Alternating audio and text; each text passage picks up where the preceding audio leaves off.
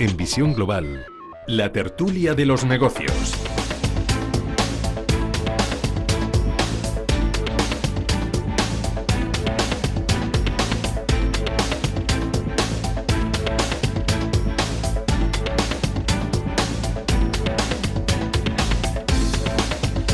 Minutos de las 8 de las 7 en la Comunidad Canaria. Después de la información, el análisis, llega la opinión y la reflexión a la tertulia de Visión Global. Esta noche con Miguel Villarejo. Miguel, muy buenas noches. Hola, muy buenas noches. A ver si te abre, Juanpa, el micrófono y te escuchamos. Muy buenas noches. Sí, señor.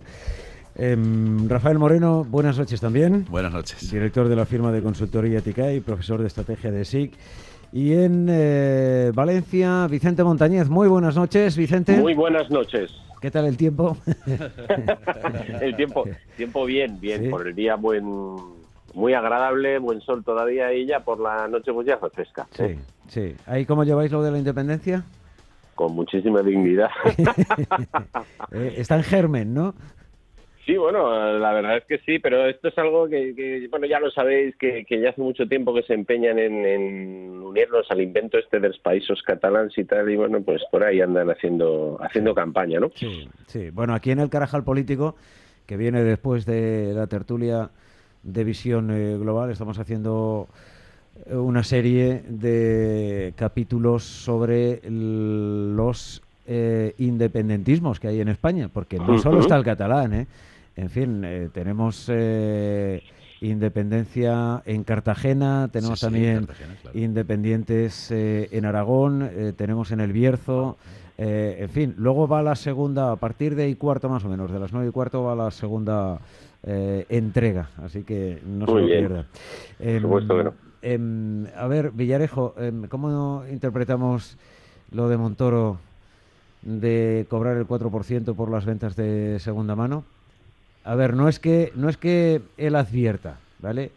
Es que ha habido una consulta de alguien que ha dicho, oiga, esto de vender a través de las plataformas en segunda mano, esto, claro, son artículos de segunda mano, por lo tanto, IVA no llevan aplicados, pero ¿tiene algún recargo, tiene algún impuesto y tal? Y entonces la agencia tributaria, y hoy Montoro pues ha sentado cátedra, ha venido a decir, sí, claro, como la venta de cualquier otro tipo de elemento, esto lleva el 4% y va al incremento patrimonial. Claro, yo me imagino, bueno, la lógica del ministro de Hacienda es rascar donde pueda. Y si puede rascar un 4%, mejor que un 2%. Yo creo que es una tontería. O sea, quiero decir que las nuevas tecnologías, lo que no puedes hacer, y sobre todo las nuevas áreas de actividad que son donde está el dinamismo, donde está la vanguardia, que además no sabemos exactamente qué recorrido tiene eso. Lo que no podemos hacer es, desde el momento en que están empezando a funcionar, aplastarlas con fiscalidad. Yo no sé cuál es la lógica. O sea, la lógica... La fiscalidad para nosotros, para los que vendemos a través de Wallapop, pues eso es una... o de las plataformas que hay, ¿no? Vivo, es una manera, claro, es una manera... Yo creo que hay muchas cosas que se pueden hacer en materia de fiscalidad con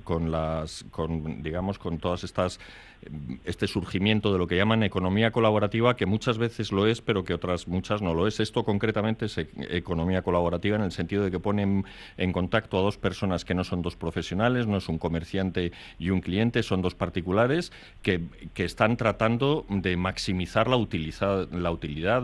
Yo tengo una taladradora en mi casa que no me sirve para nada, ese señor necesita un agujero y entonces pues me parece muy bien que me pague un dinero y se lleve mi taladradora en lugar de que me la quite mi cuñado y ya no vuelva a aparecer nunca más. Bueno, pues eso acabamos ganando todos. Pero si empiezas a presionar fiscalmente todo ese tipo de actividad, pues sencillamente lo que haces es que desincentivas esa posibilidad. Yo no sé las necesidades, evidentemente.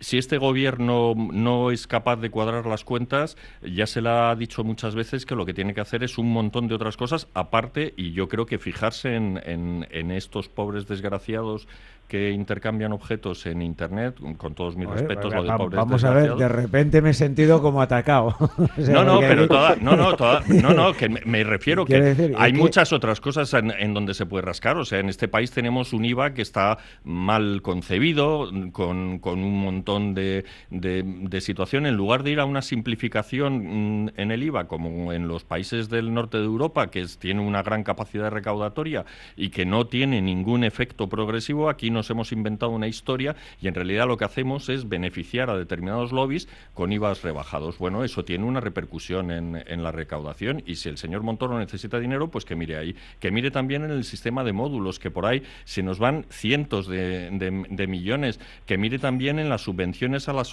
en sociedades, que también se hacen un montón Pero esto de subir tipos, que es el deporte favorito de los ministros de Hacienda de este país, no funciona. Y no funciona porque tenemos uno de los tipos marginales más altos en el IRPF y somos uno de los países que menos recauda. ¿Por qué? Pues porque los tipos altos desincentivan. Si usted quiere ser una potencia en la nueva economía, lo primero que tiene que hacer es beneficios fiscales o ventajas fiscales. Ponerle más impuestos me parece que es contraproducente. A ver, Moreno. ¿Cómo lo tomamos? ¿En serio o en broma? Porque, vamos a ver. Vamos a ver. Es que son cientos y miles y millones de españoles los que venden objetos de segunda mano a través de estas, o vendemos objetos de segunda mano a través de estas. Es decir, vamos a ver, ¿qué haces con la cunita del niño cuando ya el niño tiene 7 años? Es que además, y vamos a ver, no es que lo que quieras es sacar un dineral, no, pues la pones ahí porque hay personas que la necesitan y la pones primero para quitártela del medio y segundo porque si le sacas 25 euros son 25 euros. Lo que intentamos muchas veces aquí es no sé, hablar de sentido común o de tener un cierto criterio hacia las cosas, incluso aunque uno no sea experto sobre algo. Entonces uno intenta aplicar la inteligencia o la experiencia o el criterio para tomar ciertas decisiones. ¿Por qué existe un impuesto? Un impuesto existe porque hay una serie de servicios comunes a los cuales tenemos que atender entre todos y por lo tanto esos impuestos tienen que llevar a pagar esos servicios comunes.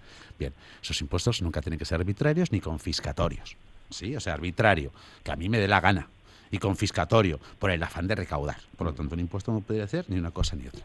Impuestos a lo largo de la historia ha habido ridículos. Ha habido impuestos sobre la barba. Pero el Grande en Rusia hizo imponer un impuesto especial a todas las personas que tenían barba. Hoy ha habido impuestos sobre sombreros. En el Reino Unido, en el siglo XVIII, toda aquella persona que comprara un sombrero debía pagar un impuesto especial.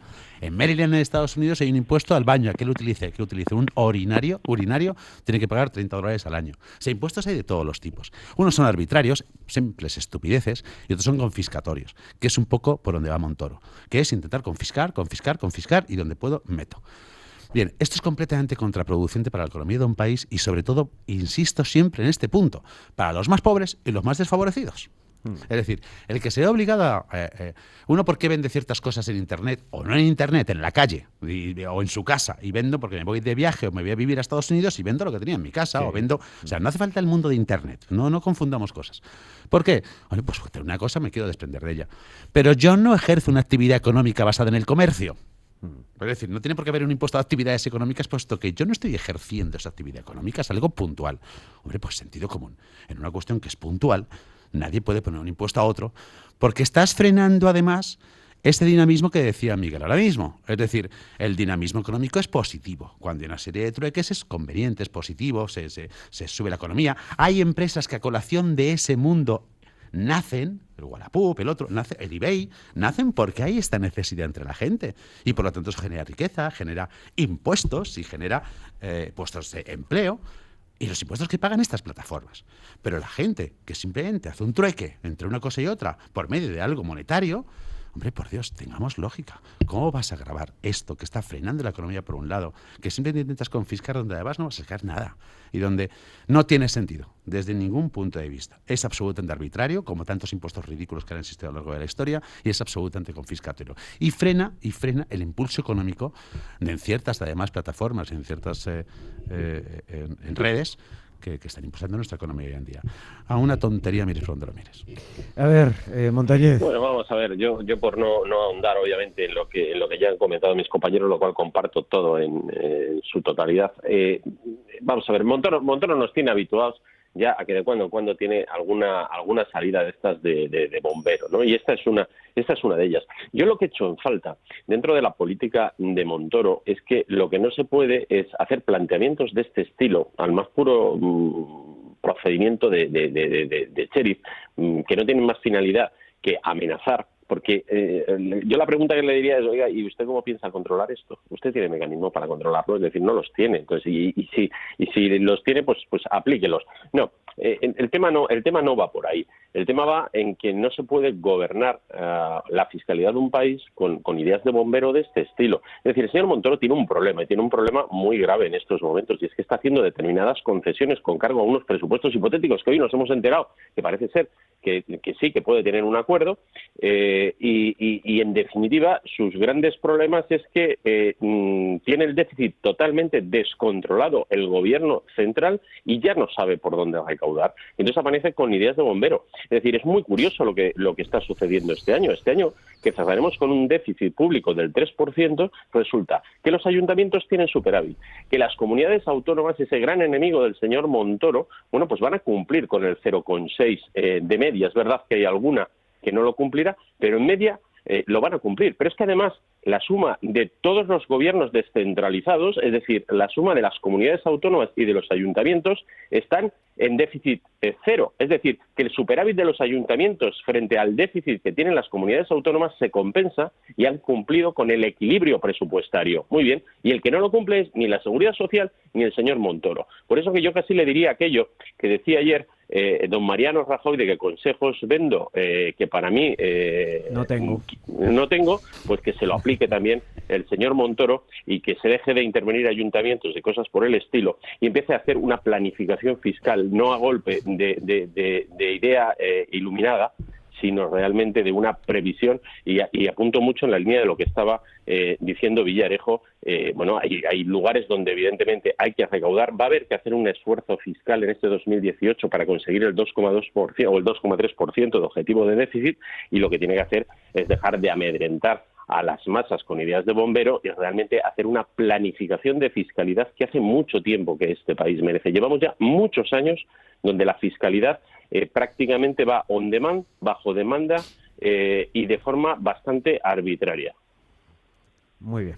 ¿Algo más que aportar sobre este asunto? No, yo lo único que quería ¿Sí decir... o no? No, yo insisto en que... Está entrando, pero con la cabeza... No, estoy diciendo que no con la cabeza, porque me parece que toda ese área de las nuevas tecnologías y de Internet y de la economía colaborativa es un área que está generando muchísima riqueza. Nosotros en la portada del número siguiente llevamos un reportaje sobre Amazon, cuando Bezos decide crear Amazon en el año 90 y tantos, 94, 95. Esto trabajaba en Wall Street y su padre le dijo: ¿que vas a hacer el qué, hijo? ¿Vender libros en Internet? Bueno, esto el año pasado facturó 150.000 millones Amazon. Si no queremos ver que las personas más ricas del planeta, ¿en dónde están trabajando? Pues en nuevas tecnologías. Y si en este país somos tan cenutrios como en cuanto alguien empieza a levantar un poco la cabeza, aplastarlo con impuestos, aunque sean un 4%, que además tiene, desde el punto de vista social, tiene el añadido de que estás presionando a particulares en lugar de estar recaudando dinero donde de verdad esto está la auténtica riqueza. O sea, que es que te vas a encontrar con que Podemos y con todos estos locos, bueno, Podemos nunca se sabe, pero en fin, toda la gente de la izquierda te va a decir: ¿pero qué hace usted? ¿Por qué le quita más dinero a la gente del bolsillo? Si lo que necesitamos en este país es gastar y alegrar, y sobre todo lo que necesitamos es potenciar ese tipo de actividades. De esta manera, Sí. Decía Vicente que si tenía razón, que falta una estrategia fiscal seria, porque si nos atenemos al razonamiento, a la lógica fuera de todo análisis subjetivo que puede tener Montoro o burócratas de este estilo, puede llegar a tener razón. Es decir, si existe realmente el ITP, el impuesto entre particulares, el impuesto que grava las transmisiones entre particulares de bienes, si ya realmente cuando vendes una casa o un coche tienes que pagar por comprar este tipo de cosas, claro, el razonamiento te lleva a pensar: pues igual me da a vender un teléfono, o igual me da a vender una mesa, O sea, la lógica podría llegar a ser la misma. Lo que habría que replantearse en una estrategia seria es decir, oye, pues entonces a lo mejor es que tengo que echar un paso para atrás. Y tampoco es lógico el impuesto sobre transmisiones entre particulares de bienes. Es decir, lo que habría que replantearse, no sé, y esto cójanlo ustedes con comillas, porque no recuerdo realmente si fue Miguel de Unamuno o realmente quién fue, pero un gran, es un literato español a finales del siglo XIX y principios del XX. Me invitaron a Oxford a dar clases como hispanista y a dar clases de lengua española, etcétera. En la Universidad de Oxford, cuando se dieron cuenta de que no tenía las calificaciones adecuadas y cualificaciones adecuadas para poder impartir esto como un doctorado o similar, Oxford no le dijo, y pongan entre comillas Unamuno, no recuerdo si fue él, Oxford no le dijo simplemente que no le podía contratar porque no estaba dentro de las cualificaciones que tenía que tener alguien que impartiera clases allí, sino que Oxford se replanteó que entonces las normas estaban mal, puesto que es el que mejor sabía esto, no podía dar clases, es que las normas y las cualificaciones que solicitaban eran erróneas y las cambió. Es decir, si esto que el señor Montoro puede llegar a pensar, que es lógico, y en la lógica de Montoro yo me lo creo, que él diga, hombre, si esto ya pasa con un coche y una casa, pues pasa lo mismo con algo que venda alguien. Es un bien, hay una transmisión entre particulares y por lo tanto se aplica un impuesto. Es lógico y tiene razón. En una estrategia profunda y una persona reflexiva lo que tendría que llegar a plantearse es, a lo mejor es que no está bien lo anterior. Por lo tanto, pensémoslo. Pero bueno, esto me imagino que es muy complicado. Bueno, vamos a hacer una brevísima pausa. Luego Montoro hoy tiene una segunda parte. ¿Cuál? La de que está estudiando una rebaja fiscal para los ciudadanos de más edad. Bueno, pues nada, adelante. Con el 4%. No sabemos el 4%. No sabemos a partir de qué edad. Solo ha dicho de más edad. Claro, bueno, pues progresivo. Eso, ya está, le quita a la gente más joven, que es la que utiliza estas redes sociales, le quita el dinero que va a pasar. O sea, aquí hay una transferencia clara. La verdad es que, en fin, todo esto serán estrategias de cara a las elecciones. Pero, sí, no te quepa la menor duda, sobre todo lo de la rebaja fiscal para los de más edad. Pero que en un país serio, cuando uno se plantea la fiscalidad, se plantea la fiscalidad, ¿no?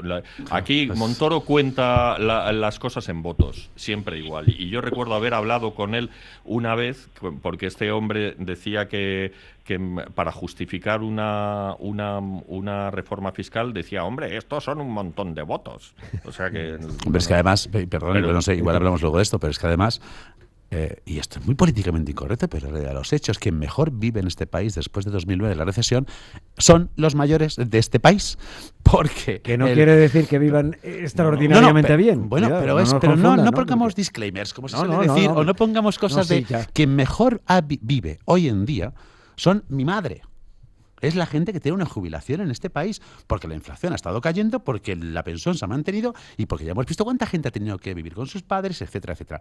Y aquí los salarios han caído radicalmente en los últimos 10 años. Y no pasa lo mismo con las pensiones, y las pensiones tienen el porcentaje respecto al último salario más alto de Europa, porque en Dinamarca es el 20%, en Noruega es el 25%, que tenemos hasta un 85% del salario.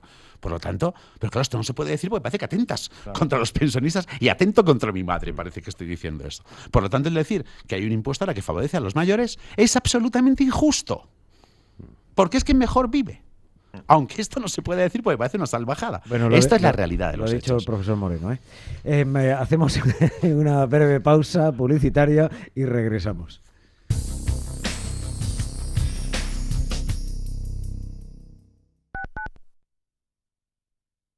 Radio Intereconomía. En cada momento la información económica y bursátil que le interesa. En todo momento la información general que necesita. Llega el Blue Friday de Ford durante... Un momento, ¿no era el Black Friday? No, es como el Black Friday, pero esto es de Ford, así que es Blue. Ah, vale, perdona. Llega el Blue Friday de Ford durante el mes de noviembre. Espera, ¿no era el 24 de noviembre? Eso es el Black Friday, pero el Blue Friday es durante todo el mes. Ah, ok. Llega el Blue Friday de Ford. Durante el mes de noviembre, llévate tu Ford con un descuento equivalente al IVA. Un momento, esto es de locos. Financiando con FCE Bank. Condiciones en Ford.es y solo hasta final de mes. Red Ford de concesionarios. Descubre una mejor forma de invertir con Finanbest, agencia de valores. 50.000 fondos seleccionados para ti, monitorizados día y noche, con menos costes y más rentabilidad en asociación con el mayor banco de Europa. Entra ahora en finanbest.com y gestiona tus ahorros en un solo clic. Mafre Gestión Patrimonial. la plataforma con más de 15.000 fondos de inversión para que elija los productos que más se adecúen a su perfil. Solvencia, seguridad, diversificación e independencia. Reciba de nuestros especialistas las mejores recomendaciones según su inversión. Mafre Gestión Patrimonial, su gestor global de confianza. Mafre, colaborador de Alicante, puerto de salida de la Vuelta al Mundo a vela. Cocina mediterránea con toques renovados en Restaurante Al Punto, donde el protagonista es el producto de temporada. Pescados, arroces y carnes a la parrilla, gran selección de vinos y una terraza para disfrutar todo el año. Restaurante Al Punto, Avenida Machu Picchu 85, en Conde Orgaz, servicio de aparcacoches. Reservas 91 300 14 47 o alpunto85.com. Intereconomía, al momento. Información financiera en tiempo real.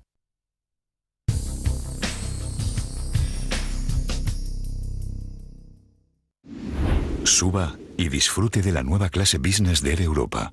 Sus asientos full flat totalmente abatibles, los menús creados por Martín Berasategui o el wifi a bordo convierten este vuelo en una experiencia única. Esperamos verle pronto, muy pronto. Air Europa. Cada detalle cuenta. ¿Por qué no pagas solo por lo que imprimes? En Fabricom te asesoramos sobre la impresora más adecuada para las necesidades de tu empresa. Ponemos a tu disposición la tecnología más avanzada y de mejor calidad, pero sin que tengas que comprarla. Además, incluimos todos los servicios y consumibles. Consúltanos y comienza a ahorrar a coste cero. Fabricom 911 57 17 70. Fabricom.es.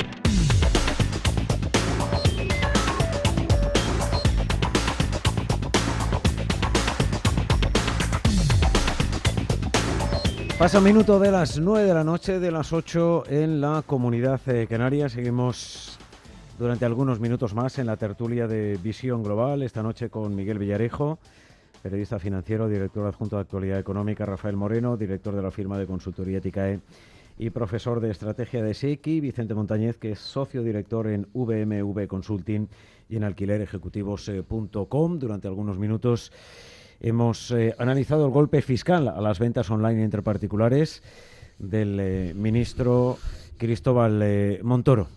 Ahora llega el consultorio a Visión Global durante algunos minutos con Jaime Vaquero. Jaime, muy buenas noches.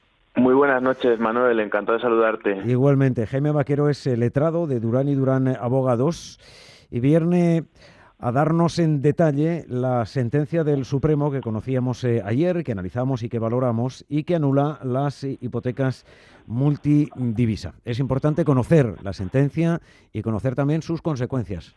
Jaime. Sí, pues bueno, Manuel, a ver, no es que realmente anule con carácter general la totalidad de las hipotecas multidivisas.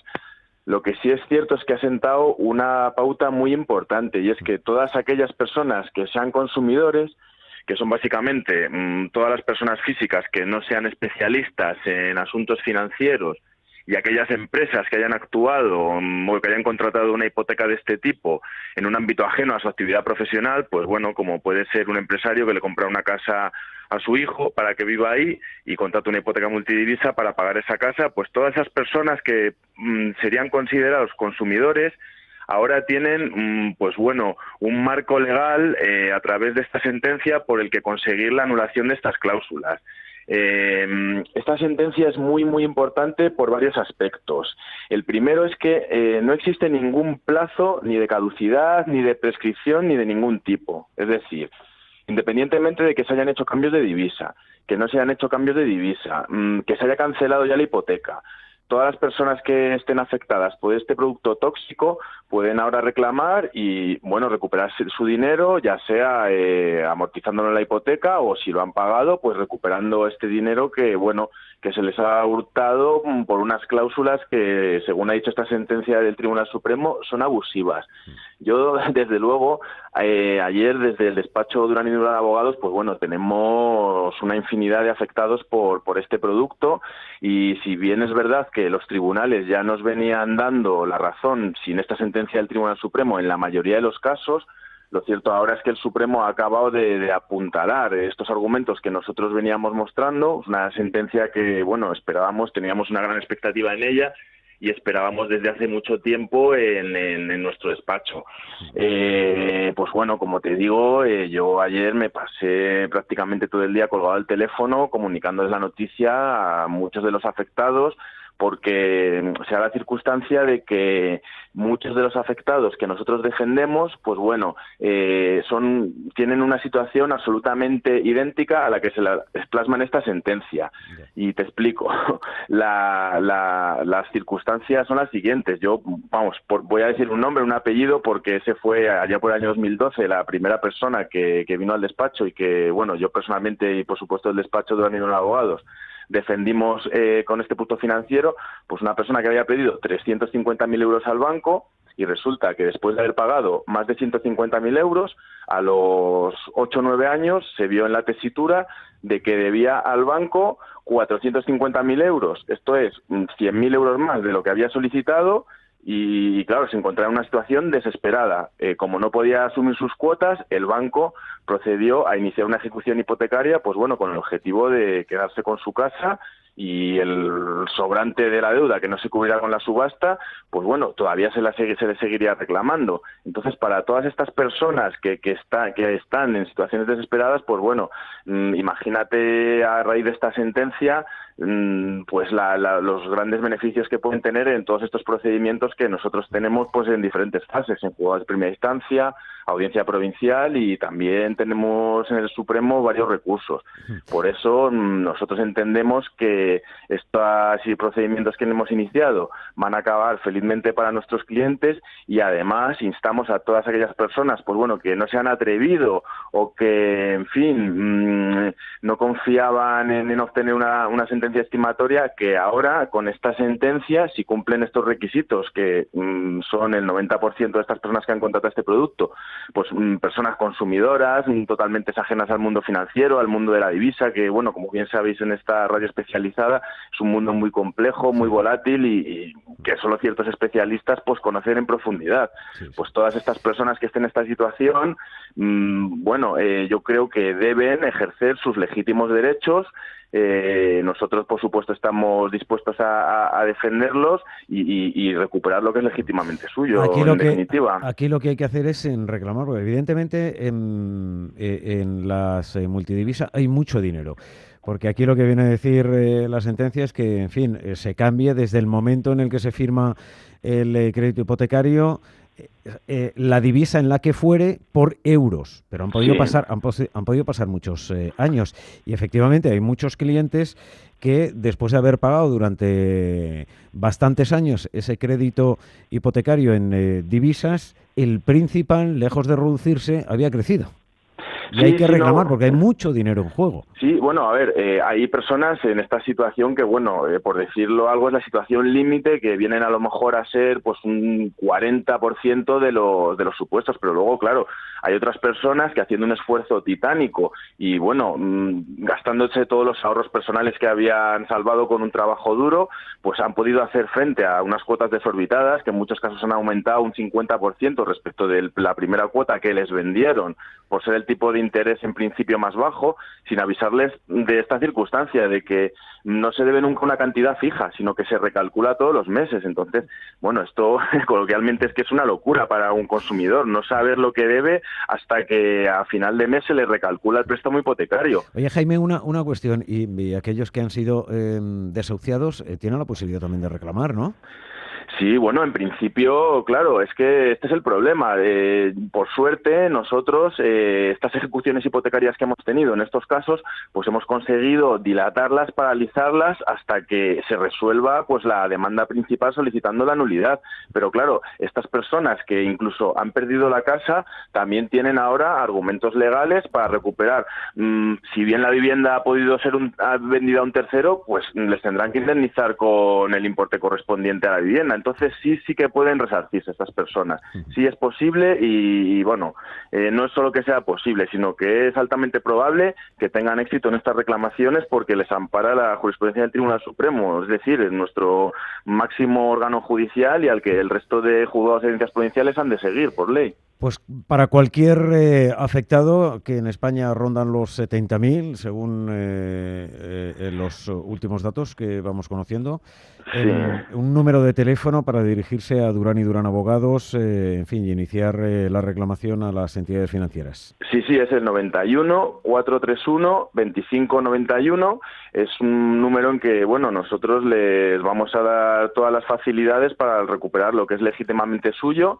Y desde luego, pues bueno, nosotros les animamos a que reclamen sus legítimos derechos y que es que, como tú bien dices, los importes, por poner una comparación, un importe de una cláusula suelo pues viene a rondar 3.000, 5.000, 10.000 euros, 20.000 en algunos casos, pero es que la media de importes pagados de más por efecto de este recálculo del principal debido por el efecto de la divisa, pues ronda entre los 50.000, 100.000, 150.000 euros. Es que estamos hablando de unos importes importantísimos para un pequeño consumidor y que, bueno, tanto tú como yo sabemos que cuesta muchísimo ganar ese dinero. Vamos, entonces, sí, entonces ganarlo bueno, mucho y ahorrarlo más todavía.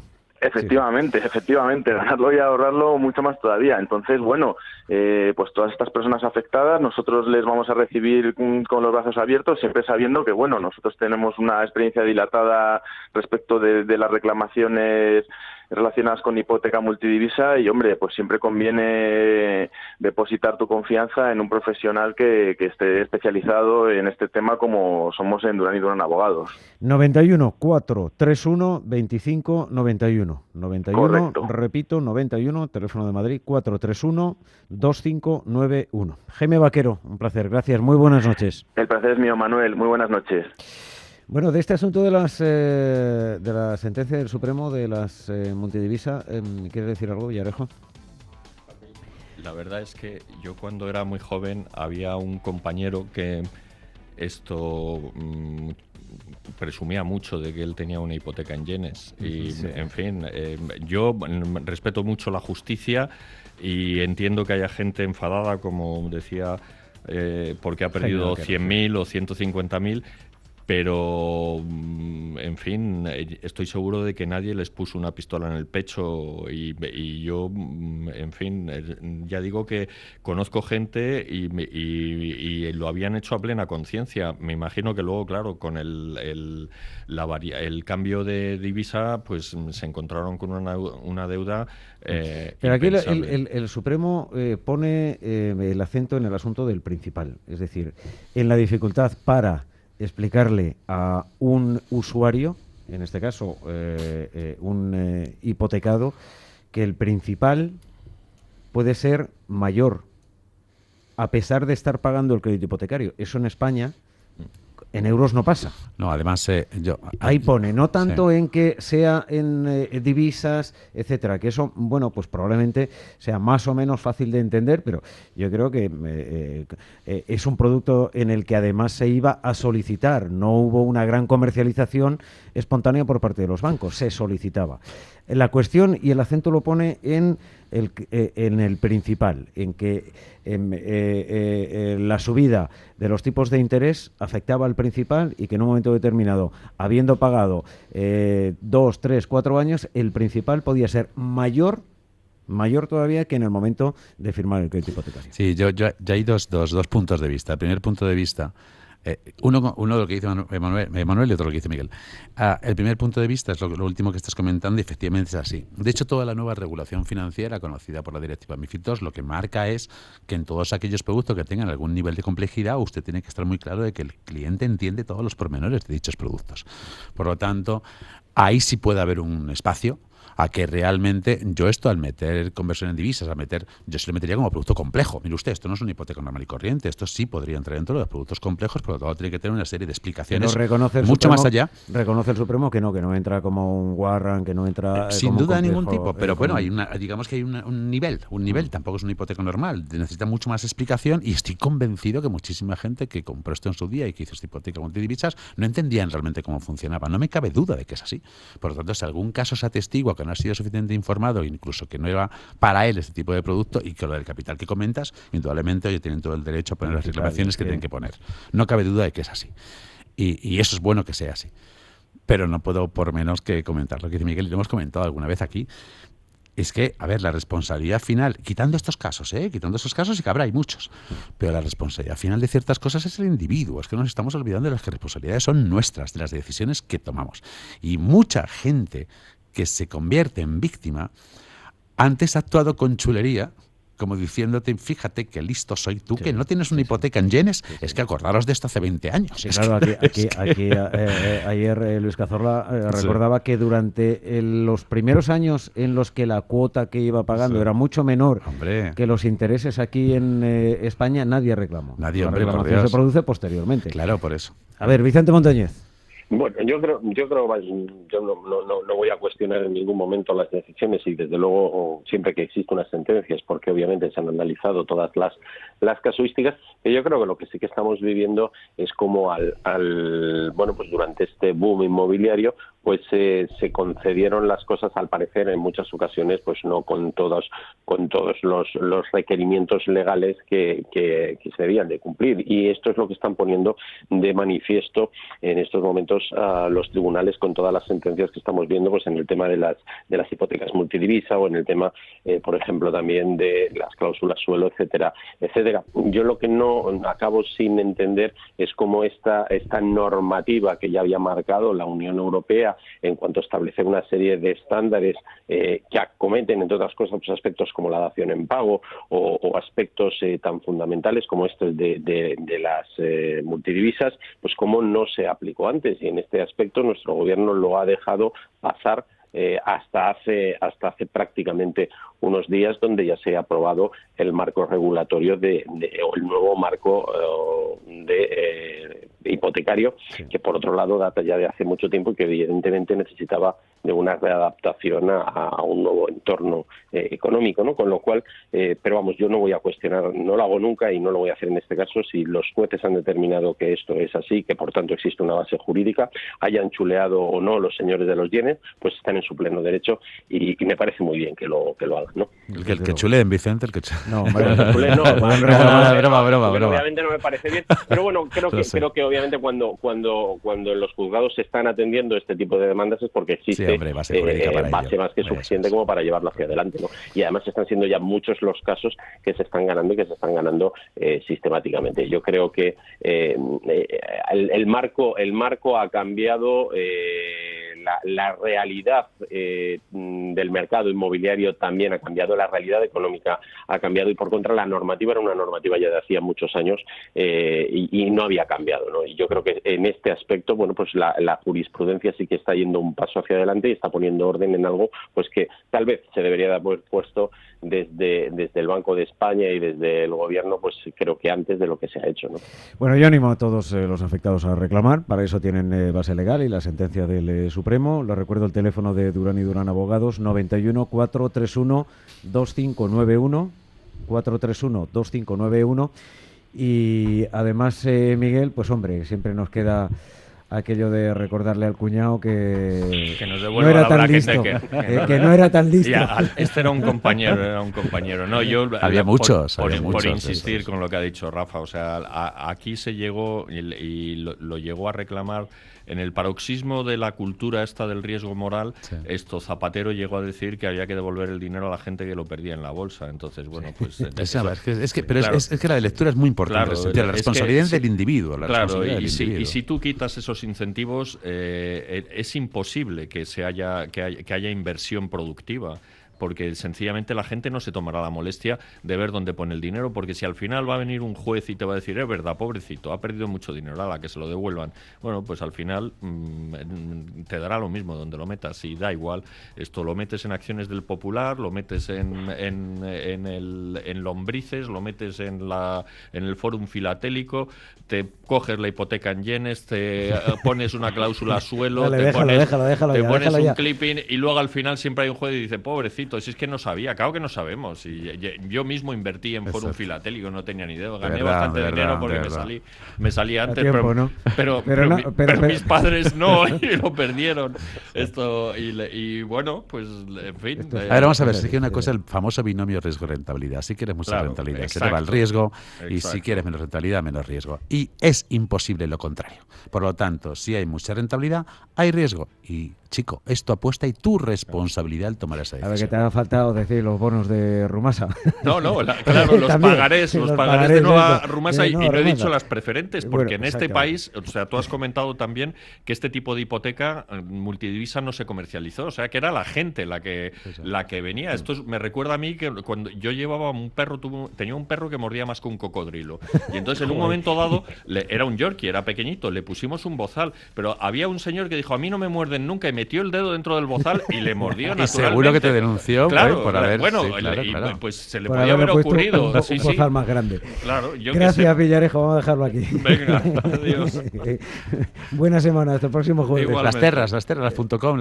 Eso es. Vicente también se te ha olvidado eso. Vicente Montañez, madre de Dios, el lío inversor que tenemos en España, ahora que llega el Carajal político. Gracias, Montañez, un abrazo. Hasta la próxima semana. Gracias, buenas noches. Gracias también, profesor. Gracias. Hasta la semana que viene. Gracias.